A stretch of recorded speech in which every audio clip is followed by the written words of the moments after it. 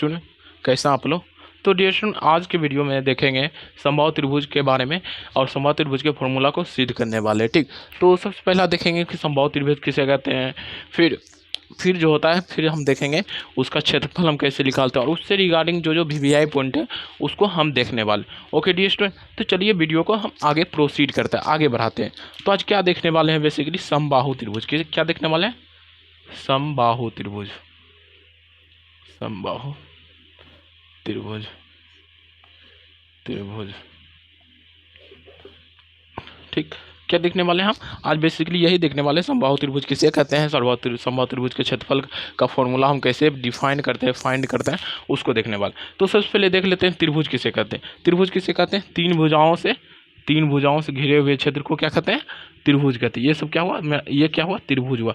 तीन भुजाओं से घिरे हुए क्षेत्र को क्या कहते हैं, त्रिभुज कहते हैं। ठीक तो देखो त्रिभुज कहते हैं, और त्रिभुज का ये दो भुजा जहाँ पर आके मिलती है उसको क्या कहते हैं, शीर्ष कहते हैं। क्या कहते हैं, थोड़ा सा एक शॉर्ट रिकेप कर देते हैं।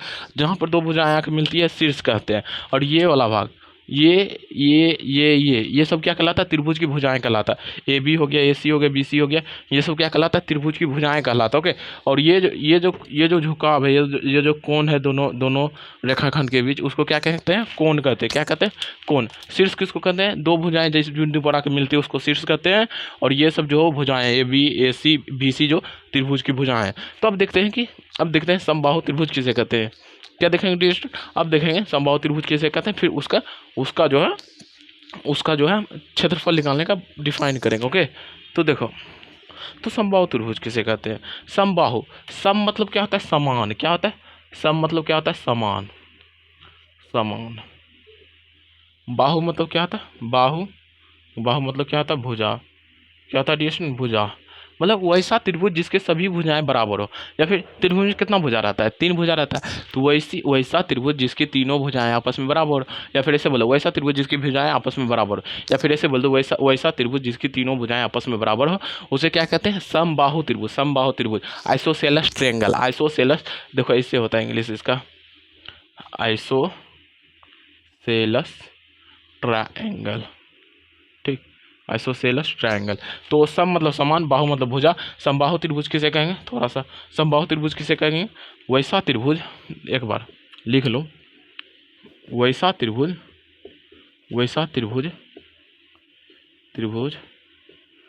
जिसकी तीनों भुजा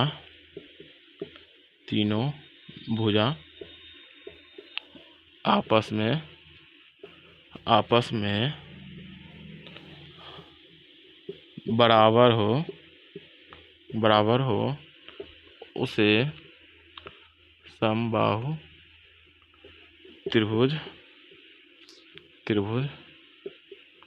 कहते हैं। तो डियर स्टूडेंट, समबाहु त्रिभुज किसे कहते हैं, मतलब कि वैसा त्रिभुज जिसके तीनों भुजाएं आपस में बराबर हो, उसे क्या कहेंगे, समबाहु त्रिभुज कहेंगे। तो जैसे देखो एग्जांपल देखो, जैसे देखो, जैसे ये कोई त्रिभुज हुआ, ए बी सी कोई त्रिभुज हुआ।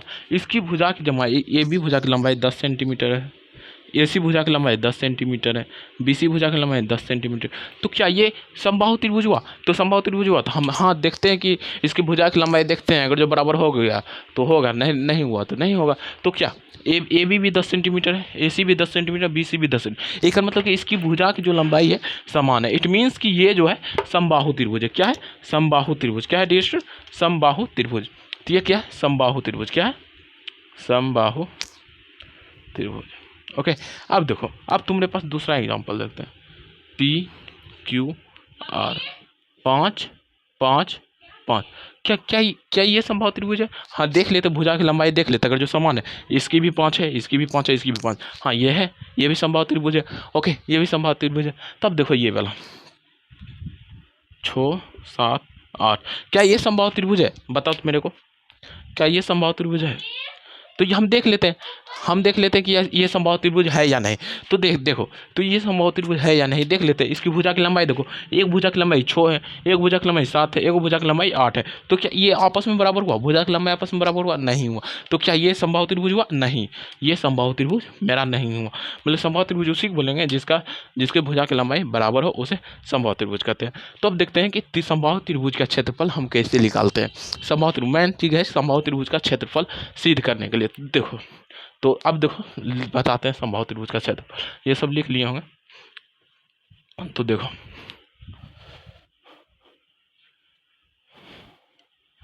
देखो कैसे निकालते हैं। देखो डियर स्टूडेंट, तो देखो ऐसे लिखो, माना कि ए बी सी एक त्रिभुज है, बस थोड़ा सा ही लिखना है, जिसकी भुजा एक समबाहु त्रिभुज लिखो, समबाहु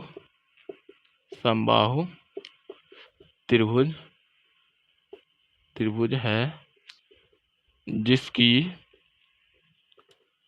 भुजा की लंबाई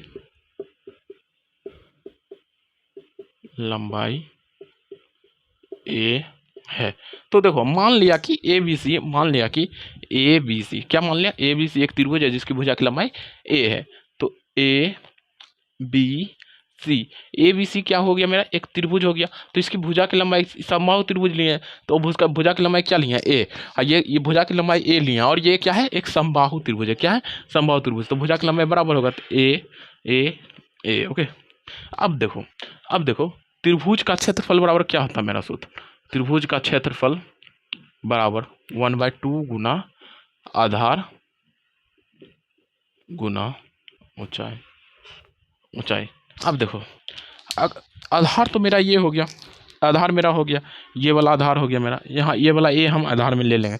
अब देखो ऊंचाई इसके सामने वाला शीर्ष क्या है? मेरा ए है। यहाँ से एगो लंब खींचो, यहाँ से लंब खींचते हैं, और इसका हाइट हमको लेना है, ऊंचाई लेना है। तो क्या मेरे को एच पता है? अभी मेरे को एच नहीं पता है। मतलब देखो त्रिभुज के क्षेत्रफल आधार 1/2 गुना आधार गुना ऊंचाई क्या होता है? त्रिभुज का क्षेत्रफल क्या था? 1/2 गुना आधार ये वाला अगर जो हम आधार लिए, तो अगर जो हम ये आधार लिए तो इसके सामने वाले शीर्ष से लंब डालो, उसकी ऊंचाई लो यहाँ पर। अगर जो आप ये वाला आधार लिए हैं, देखो आधार देखो तीनों भुजा में से आप किसी को भी आधार मान सकते हो। ओके, तीनों भुजा में से आधार आप केकरो मानमित हो तो केकरो भी मान सके। बट देखो अगर जो आप इसको आधार मानते हैं, तो इसको सामने वाला शीर्ष क्या है? ए है। इससे लंब डालो और इसकी ऊंचाई यहाँ लो। अगर जो आप इसको अगर जो आधार मानते हैं, अगर जो आप इसको आधार मानते हैं, तो इसके शीर्ष सी से लंब डालो, इसके शीर्ष यहाँ सी से लंब डालो, और इसका हाइट तुम लो। अगर जब तुम इसको अगर जो आधार लेते हो, यहाँ पर आधार की लंबाई अगर जिसको इसका आप लेते हो, तो इसके शीर्ष क्या है? बी है। यहाँ बी से एक लंब डालो और इसका हाइट लो तुम यहाँ पर, यहाँ के लिए। तो बेसिकली समझ गए ना? अगर जो तुम इसको आधार ले रहे हो, तो इसके सामने वाले शीर्ष से लंब डालो और उसकी ऊंचाई यहाँ पर रखना है। ठीक, ये नहीं कि आप ये आधार ले लिया और यहाँ से यहाँ ऊंचाई ले लिया, वैसा नहीं। और जो आप इसको अगर जो आधार ले रहे हैं, तो इसके शीर्ष से लंब डालो और इसकी ऊंचाई यहाँ पर देके फॉर्मूला बना। ठीक, तो ओके डियर स्टूडेंट, अब हम देखो कि क्या करते हैं। अब देखो हम क्या करते हैं, थोड़ा सा देखो, ए बी सी। ठीक, ए बी सी जिसकी भुजा क्या है? ए है। अब देखो अगर जो हम आधार बी सी लिए, ठीक, आधार हम बी सी लेते हैं। ठीक, तो देखो ए से हम बी सी पर देखो, या फिर यहाँ से लिखो समीकरण, इसको फर्स्ट दो। ए से बी सी पर ए पी एक लंब डाला जो बी सी को बराबर भागों में बांट रहा है। ओके, क्या कर रहा है? बांट रहा है। ठीक, ऐसे करो, ए से बी सी पर हम लंब डालते हैं, ए से लंब डालें, पी यहाँ पी पॉइंट पर कोई लंब डालें जो कि बी सी को बराबर भागों, मतलब कि ये वाला जो लंबाई A/2 हो जाएगा, ये वाला भी लंबाई A/2 हो जाएगा, A/2 हो जाएगा। अब इसका A से P तक लंबाई डाले, AP लंबाई डाले BC पर, तो इसका हाइट समझो H, इसका हाइट समझो क्या होगा, H होगा। इसका हाइट क्या मान लिया, H होगा। तो अब देखो ये वाला हाइट, अब देखो त्रिभुज का क्षेत्रफल क्या, 1/2 गुना आधार, आधार मैंने A लिया, और ऊंचाई मेरे को नहीं पता है, तो ऊंचाई हमको क्या है निकालना है, तो ऊंचाई निकालना है। तो अब देखो ये परपेंडिकुलर है। अब देखो पाइथागोरस प्रमेय, पाइथागोरस प्रमेय से, पाइथागोरस के प्रमेय से, पाइथागोरस प्रमेय क्या कहता है, पाइथागोरस प्रमेय क्या कहता है, कर्ण का स्क्वायर। देखो यहाँ पर देखो एक त्रिभुज ए बी पी मेरा क्या है, एक समकोण त्रिभुज हुआ। क्या हुआ, समकोण त्रिभुज। तो हम हाइट निकालना है हमको, तो कैसे निकालेंगे, देखो ए बी पी में त्रिभुज ए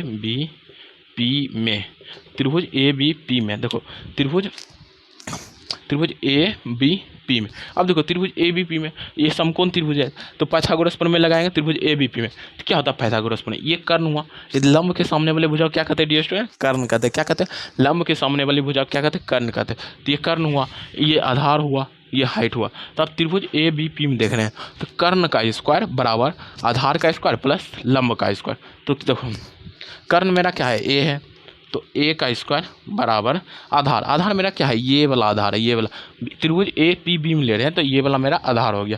तो A/2 का होल स्क्वायर, और मेरे को क्या हाइट निकालना है, हाइट क्या ली है, H लिए है, तो प्लस H का होल स्क्वायर।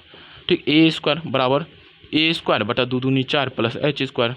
ठीक, तो देखो अब इधर लाते हैं हम, अगर जो A square minus A square बटा 4 बराबर H स्क्वायर। ठीक, इसीलिए H स्क्वायर बराबर 4A स्क्वायर, इसका एलसीएम ले लेते हैं बटा 4। तो 4A स्क्वायर में ए स्क्वायर घटाएंगे तो क्या आ जाएगा, 3A स्क्वायर बटा में 4, 3A स्क्वायर बटा में 4। ये सब लिख लीजिए, ये सब समझ गए हुआ। अब इसको मिटा के थोड़ा सा एक टर्म और बचा हुआ है, क्या है मेरा H स्क्वायर बराबर क्या मेरा 3A स्क्वायर बटा में 4।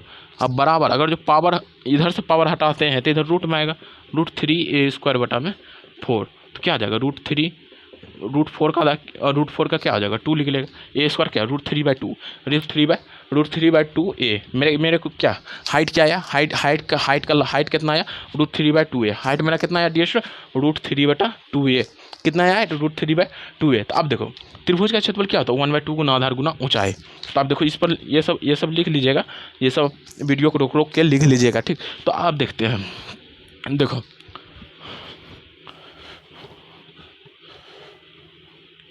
ये सब मिटा देते हैं। तो अब देखो डियर स्टूडेंट, क्या होता है। तो अब देखो डियर स्टूडेंट, सॉरी डियर ज़्यादा बुला रहा है। तो अब देखो क्या होता है, 1/2 आधार में, अरे साला वो भी मिटा दिया हम। तो देखो मेरा हाइट क्या आया था, √3/2A, ऐसा हाइट मेरा आया था। तो अब देखो त्रिभुज का क्षेत्रफल क्या होता है, 1/2 गुना आधार मेरे को क्या है, BC एक आधार हुआ मेरा, BC आधार हुआ, तो गुना A। हाइट मेरा क्या हुआ, ये वाला हाइट हुआ, ये वाला हाइट मेरे को क्या निकला, √3/2A, √3/2A। तो देखो 2 A गुना √3 2 दूनी 4, A गुना यहाँ पावर एक यहाँ पावर एक, गुना पावर क्या होगा, जुटेगा, तो A स्क्वायर। तो त्रिभुज का क्षेत्रफल, समबाहु त्रिभुज का क्षेत्रफल बराबर समबाहु त्रिभुज का क्षेत्रफल बराबर क्या आ गया मेरा, √3/4A स्क्वायर। समबाहु त्रिभुज का क्षेत्रफल मेरा क्या आ जाएगा, आ गया √3/4A स्क्वायर। समबाहु त्रिभुज का क्षेत्रफल √3/4A स्क्वायर। अब देखो यहीं पर वीडियो लेक्चर कंप्लीट होता है, बट एक नोट पॉइंट और लिख लो, थोड़ा सा एक नोट पॉइंट और लिख लो कि नोट